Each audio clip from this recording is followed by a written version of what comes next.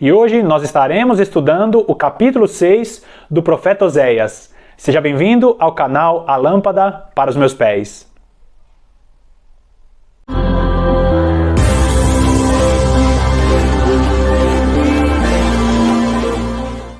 Então vamos lá, Oséias capítulo 6, a partir do versículo 1. Olha só o que diz: Vinde e tornemos para o Senhor, porque Ele despedaçou e nos sarará, fez a ferida e a ligará. Nós vemos que Deus é o Pai amoroso que, se necessário, disciplina os seus filhos para trazer estes mesmos filhos para o caminho correto.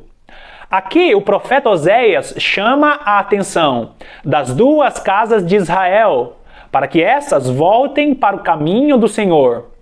Porque não muito depois desse tempo, o Senhor estaria disciplinando essas duas casas para que elas voltassem para os caminhos do Senhor. E quando ele fala que porque Ele nos despedaçou, Ele está falando a respeito do castigo que viria logo mais à frente, através dos cativeiros que essas duas casas sofreriam. E assim acontece em nossos dias também. Nós vemos que quando Deus ele quer disciplinar um dos seus filhos que se desviou dos seus caminhos, Ele disciplina, Ele proporciona situações para que aquele filho reconheça o seu erro e volte para o caminho do seu pai. Agora, no versículo 2, nós vemos aquilo que eu falei em vídeos anteriores. O profeta Oséias está profetizando a respeito de algo da época dele. E aí Deus vira a chave e inspira o profeta a profetizar a respeito de coisas futuras. Eu não sei se você lembra, mas 7.000 anos são os 7 dias do Senhor, que é o tempo do descanso, o 7º milênio, que nós estamos próximo a chegar nesse tempo. Quando acontecer ali a vinda de Jesus, será inaugurado o milênio. E quando Deus inaugurar o milênio, nós estaremos no descanso de Deus. Esse é o 7º dia de Deus. Agora, pensa aqui no versículo 2. Eu quero que você leia o versículo 2, sabendo de que o profeta está falando depois da ressurreição do nosso Senhor Jesus Cristo. O versículo 2 fala a respeito do tempo da igreja e logo em seguida o milênio, o descanso. Olha só, depois de 2 dias, ou seja, depois de 2.000 anos, nos dará a vida. E como que nós temos a vida? Por causa da ressurreição do nosso Senhor Jesus Cristo.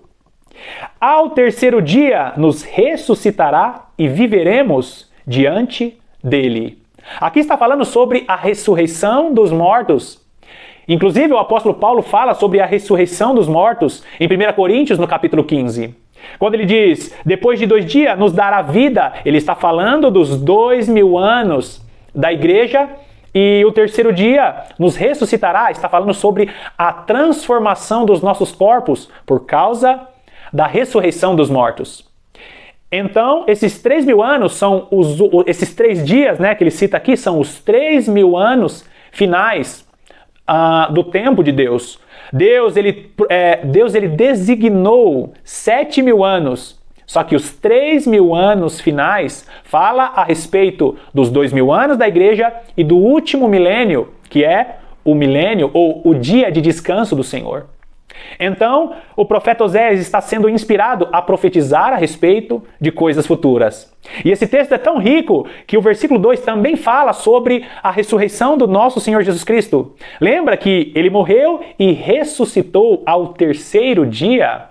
Então, vemos aqui essa preciosidade. O profeta Oséias profetizando a respeito de coisas futuras. Agora, versículo 3. Conheçamos e prossigamos em conhecer o Senhor. Como a alva será a sua saída, e ele a nós virá como a chuva, como chuva serôdia que rega a terra. Agora nós vemos o profeta Oséias dizendo, conheçamos e prossigamos em conhecer ao Senhor. E isso aqui precisa estar gravado em nossos corações, porque o conhecimento de Deus é um conhecimento infinito. A graça de Deus que Ele colocou em Sua palavra é um conhecimento infinito. E não existe aquela pessoa que conheça tudo a respeito de Deus. É por isso que ele diz: conheçamos e prossigamos em conhecer ao Senhor. Se você recebeu Jesus Cristo como Senhor e Salvador de sua vida, a partir deste momento o Espírito Santo passa a habitar em seu coração. E conforme você vai se aprofundando naquilo que foi profetizado na palavra de Deus, você passa a conhecer cada vez mais o Senhor. Então ele mostra aqui a importância de nós conhecermos ao Senhor através da salvação e prosseguir em conhecer ao Senhor no decorrer da sua vida. E ele coloca: como a alva será a sua saída, e ele a nós virá como chuva serôdia que rega a terra. Eu não sei se você teve oportunidade de acompanhar o breve estudo que nós fizemos aqui sobre as chuvas do Senhor.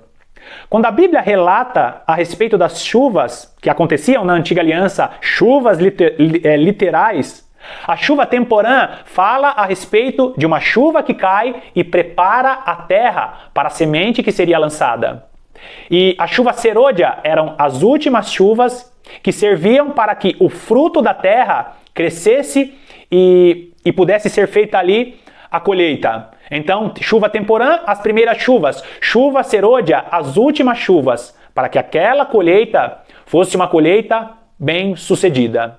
E a profecia das primeiras chuvas, ou das chuvas temporã, aconteceu profeticamente quando o nosso Senhor Jesus Cristo nasceu no ventre de Maria.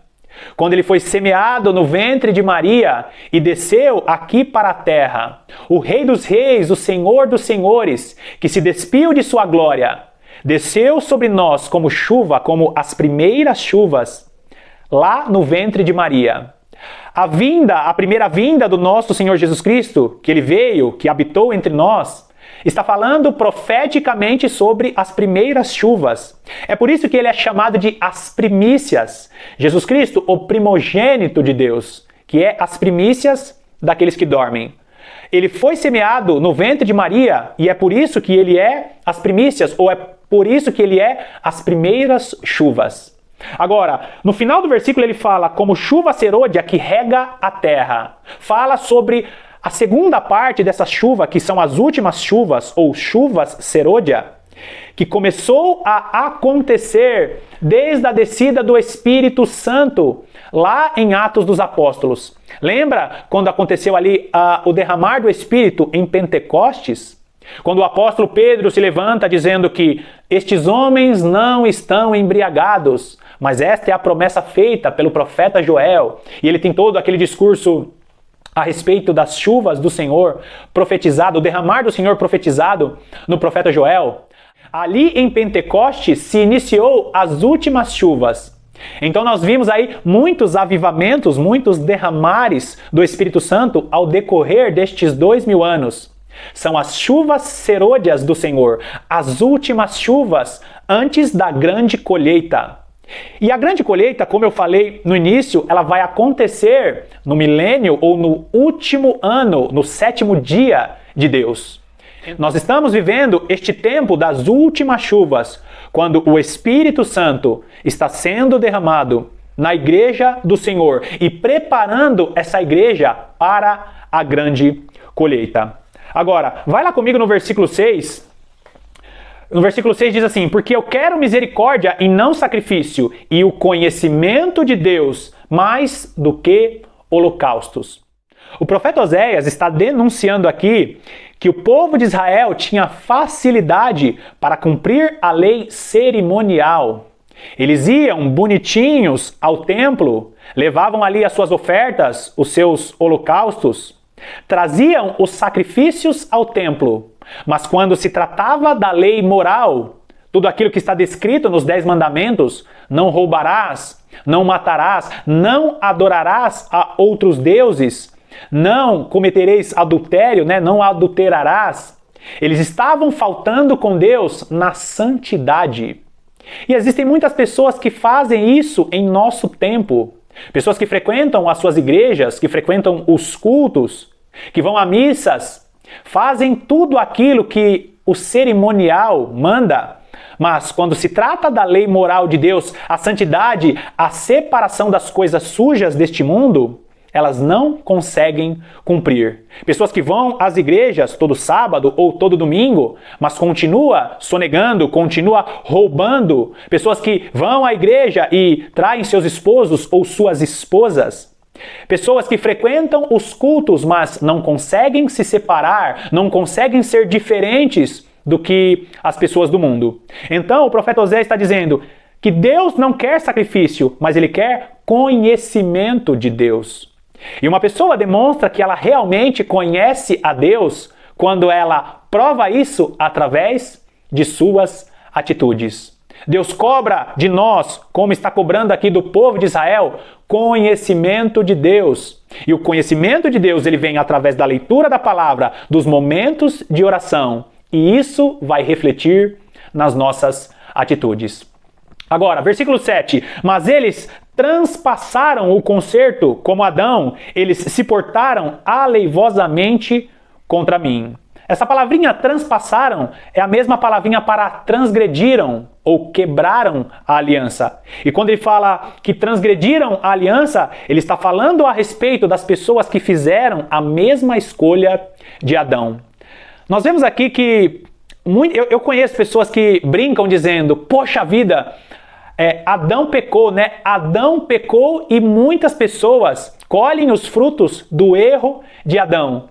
Mas é muito curioso essa brincadeira ou este comentário, porque o texto está mostrando que nós diariamente fazemos a mesma escolha de Adão.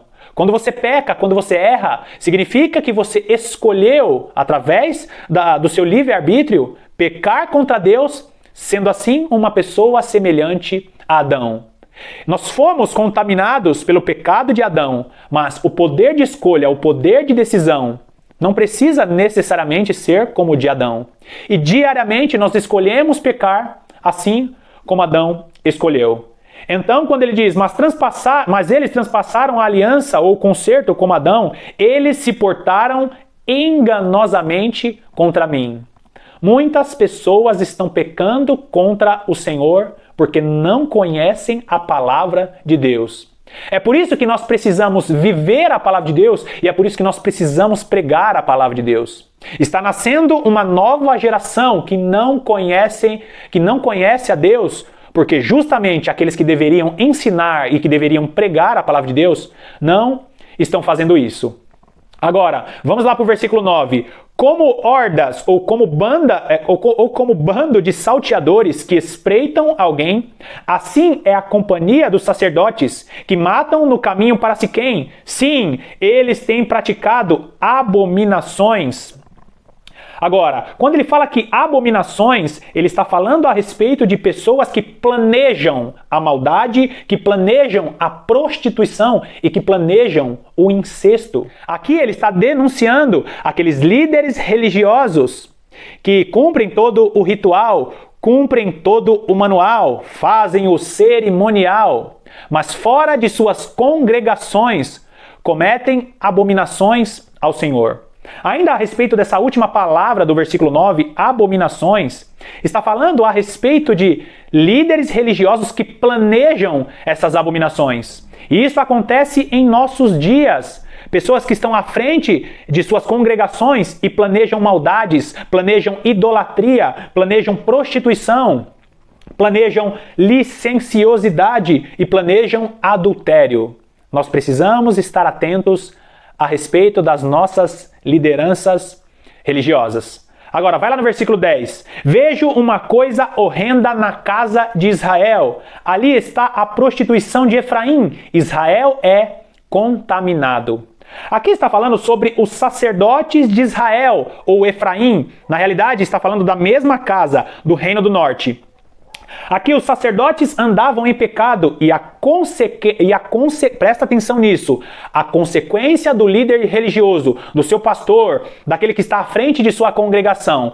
Quando o líder religioso está em pecado, toda aquela congregação ou toda aquela nação, que era o caso de Israel, acabam sendo prejudicadas espiritualmente. Existe um grande perigo de estarmos debaixo de uma liderança espiritual que tem uma vida de pecado. Por isso é muito importante nós estarmos orando a Deus para fortalecer as nossas lideranças. E se caso essas lideranças venham a cair e se desviar dos caminhos do Senhor, que nós não permaneçamos neste engano. Agora, versículo 11 diz: também para ti, ó Judá, foi assinada uma ceifa, quando eu remover o cativeiro do meu povo. Versículo 10 fala sobre a casa de Israel ou a casa de Efraim. E o versículo 11, o profeta Oséias está falando sobre a casa de Judá. Deus promete colher o povo de Judá após o cativeiro.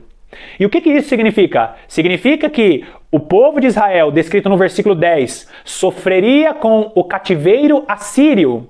E o povo de Judá, descrito no versículo 11, sofreria com o cativeiro babilônico. E no devido tempo, Deus resgataria estes dois povos, tiraria eles destes cativeiros e lá na frente eles seriam colhidos para se tornar a igreja do nosso Senhor Jesus Cristo.